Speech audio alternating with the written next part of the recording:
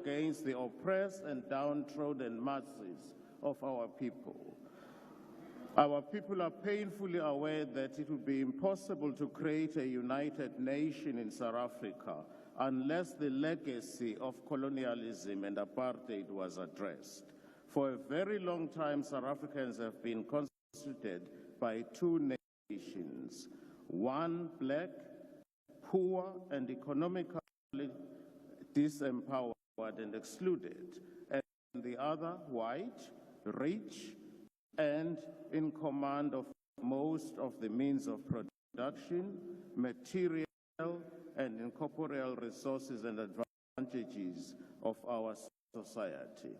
These are not my words.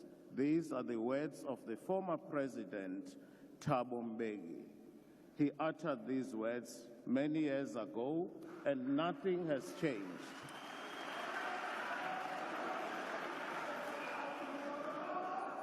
Nothing has changed fundamentally since Thabo Mbeki made those remarks. My question to you, President, is this.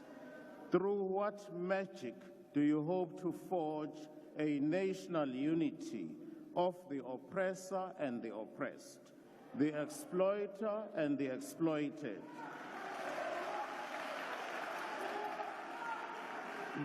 The rich capitalists and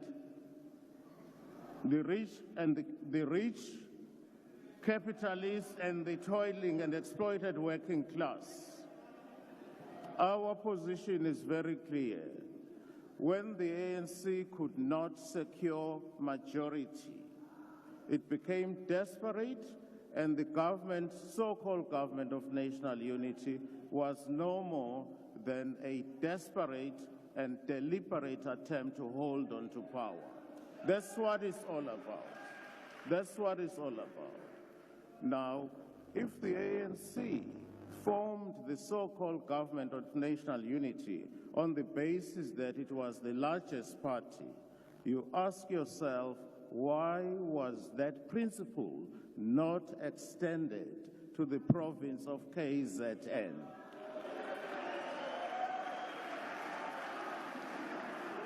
It is a fact that Umkhonto weSizwe won the province of KZN convincingly. We know that. That is a fact. That is a fact. Now, if there was consistency in the principle that the party which has the largest majority, one would have expected that to be done in KZN.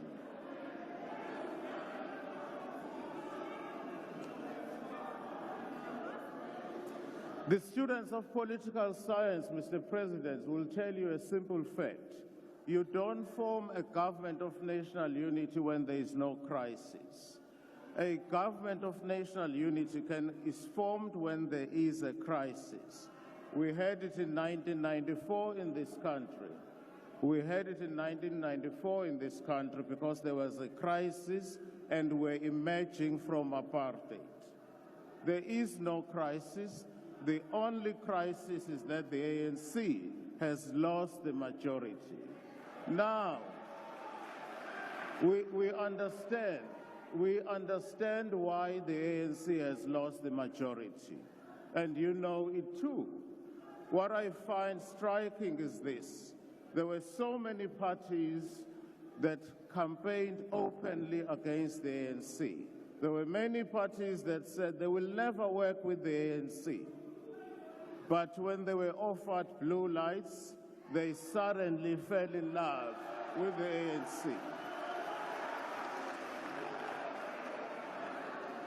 Quite frankly, I respect someone like Minister Gayton Mackenzie, whose views were always clear. He said he will work with any party, and he has been consistent in that regard. There are parties here which campaigned against the ANC, but when the opportunity to be on the gravy train came, they went for it.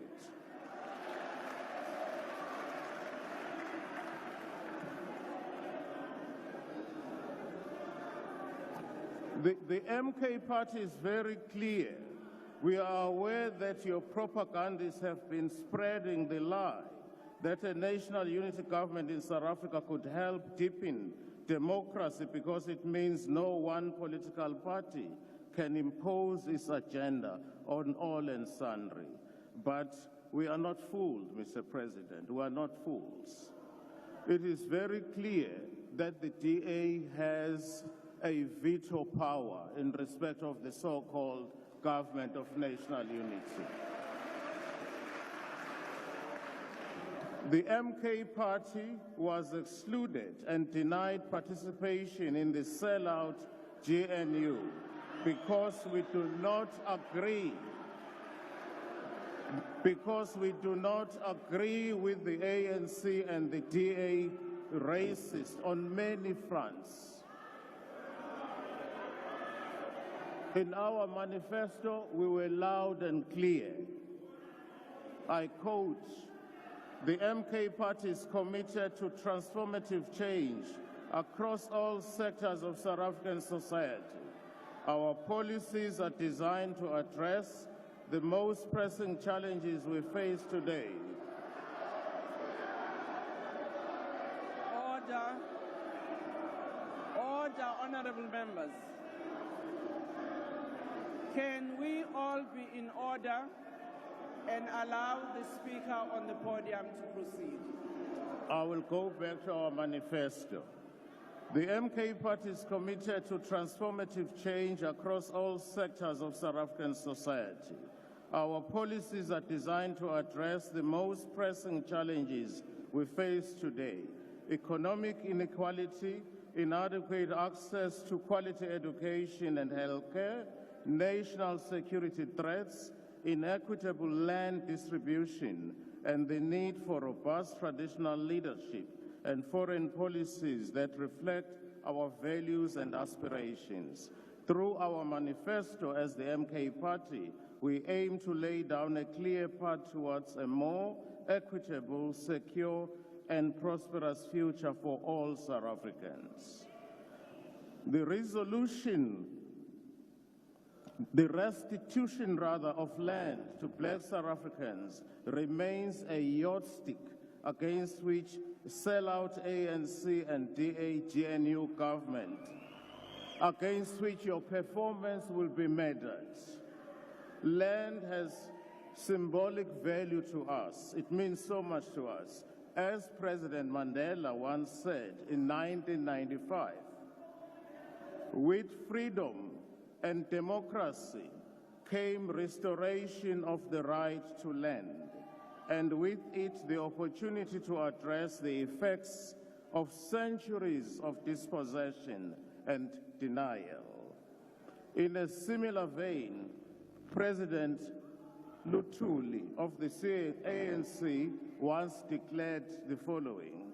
He said, "Without land, there is no dignity."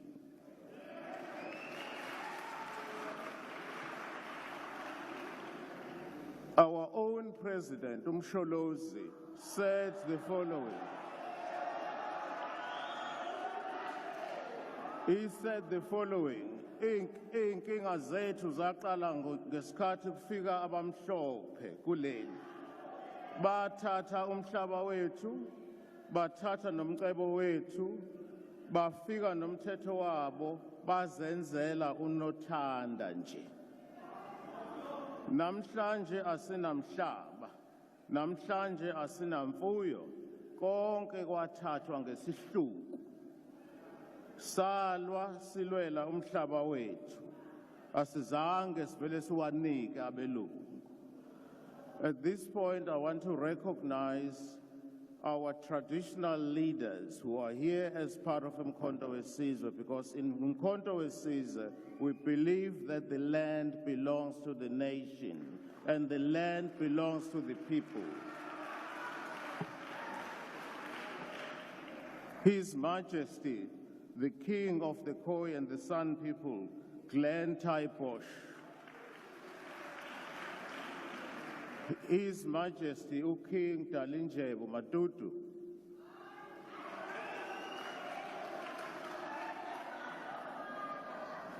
His Majesty King Zwelethhu Mthethwa is here. And finally, our own president is a king, Ubaba Zuma. Yes, he is. Order. Our position is very clear. Order. Our position is very clear. Honorable members, when we are heckling, we can do so without drowning the speaker. If we want to converse among ourselves, we can also do so without drowning the speaker. Can we please allow the speaker to proceed? Our position is very clear. Umkhonto Wesizwe was formed because we believe that the ANC of Ramaphosa is not capable of delivering.